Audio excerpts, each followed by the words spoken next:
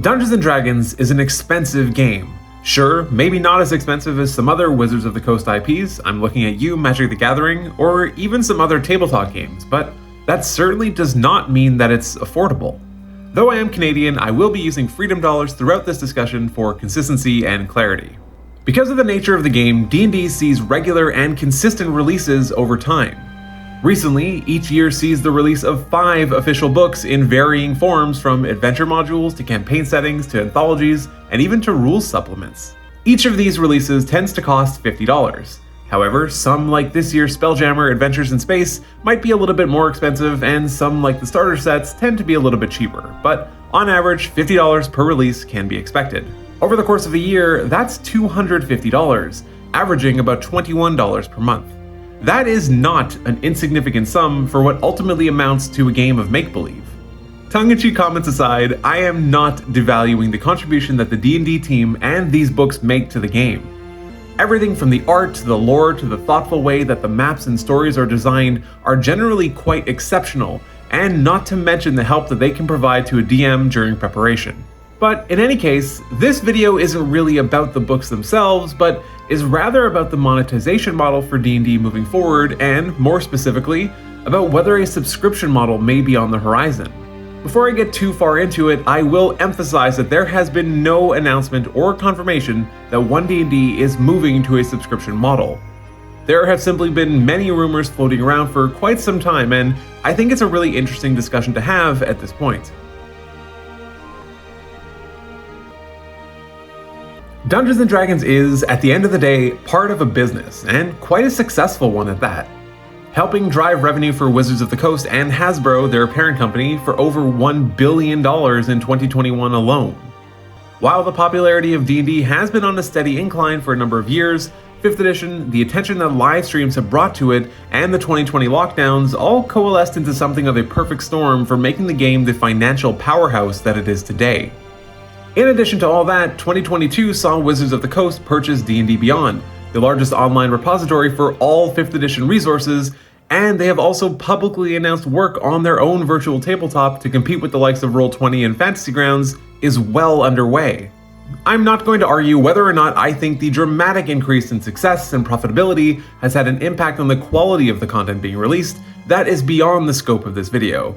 What I will say, however, is that as 5th edition is nearing its 10th birthday, it was probably time to try to reinvigorate their player base and draw even more players in. This is where the genius of One D&D comes into play.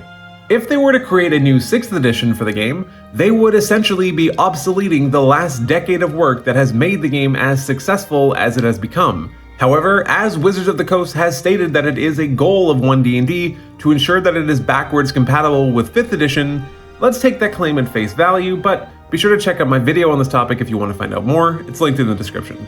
They are essentially still doing the exact same thing, but just trying to keep their buyer pool as wide as possible. So the question then shifts to, if you're already playing D&D and own some of these books, how do they get you to buy the same core rulebooks again?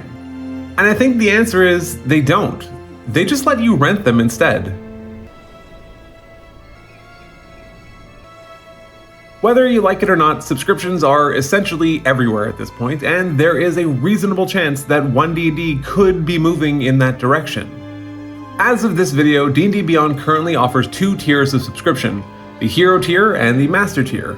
The Hero tier costs $3 per month and allows you to create unlimited characters, add publicly shared homebrew content, gain early access to new tools, create unlimited encounters, and gain access to various monthly subscriber perks.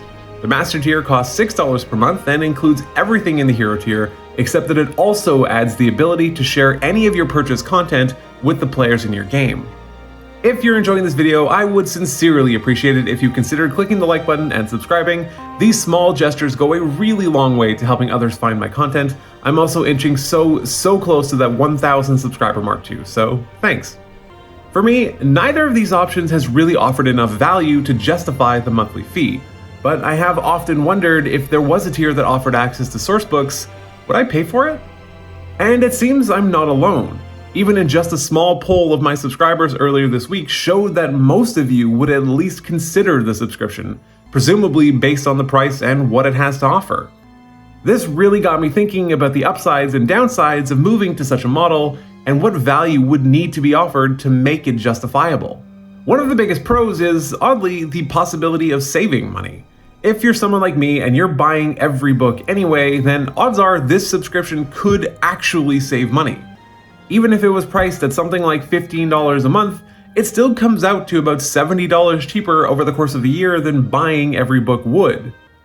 However, it's obviously not that simple.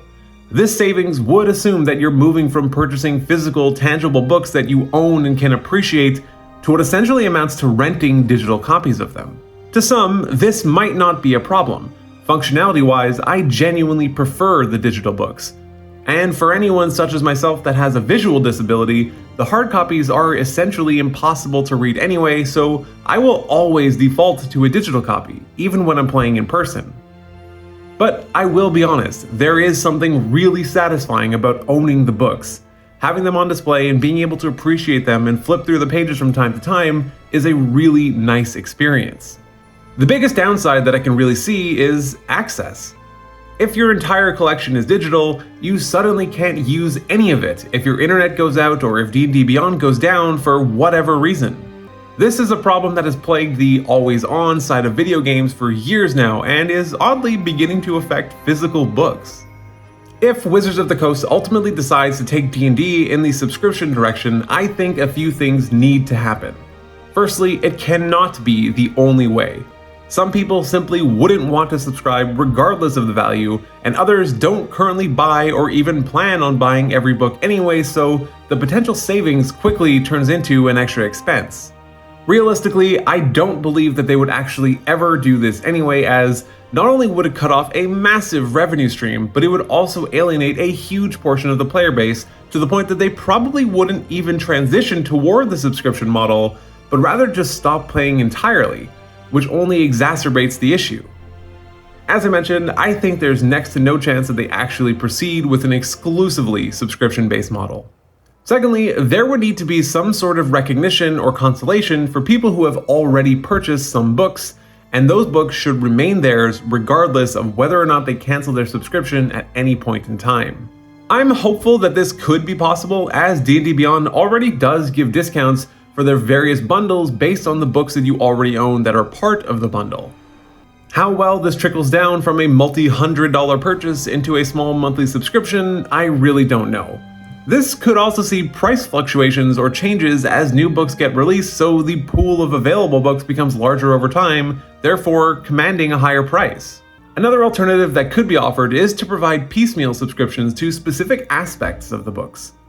Perhaps you aren't interested in having access to an entire campaign setting or adventure module, but maybe you want the new magic items or monsters or subclasses. Each of these could be individually offered as their own subscription as well, so you can just have those specific things that you were interested in being added to your account each time a new book is released. Ultimately, I think the complexity and nuance of the pricing model has largely been what has kept the D&D team from offering a subscription model. On top of that, also not having an elegant method for delivery, although that has now been solved since the purchase of D&D Beyond. For me, I would put my vote firmly in the I would consider it category. It would come down to pricing. Do I get some kind of a rebate for the books I've already bought, and would it include discounts on physical copies? These are some of the questions that I would want answered before I would commit to it. Truthfully, I don't know how viable or how likely this model really is though, but I am really curious what you all think about D&D potentially moving towards the subscription model. Let me know where you stand, what your concerns are, or if you're totally just on board already. If you enjoyed this video, check out some of my others. They're linked on screen right now. Also, consider subscribing to my channel as it really helps others find my videos. But otherwise, take care.